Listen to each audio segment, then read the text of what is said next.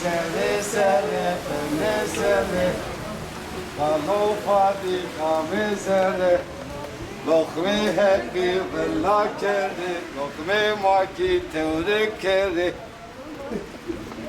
خيرامي خيرامي Ebi şma ve hedi Orada mı? Bak Veşi rindi وشياتو تسكنه Bak veşi hek razı bun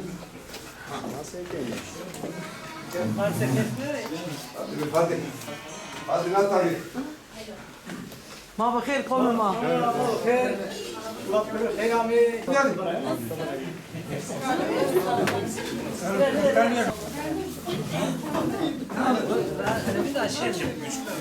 Başka ben okumam.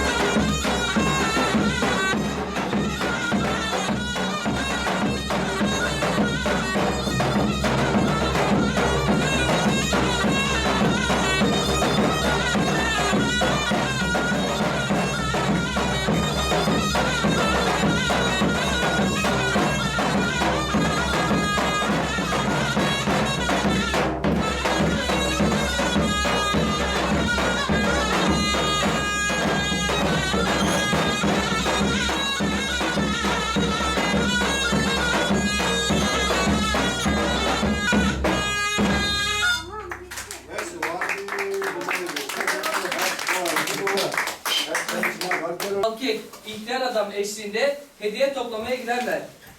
Toplu bir şekilde habersizce her evin kapısına giderek "Ganısıma bumberek bo, Ganınız kutlu olsun diye selamlar ve şarkılar eşliğinde Galkip oyununu oynarlar.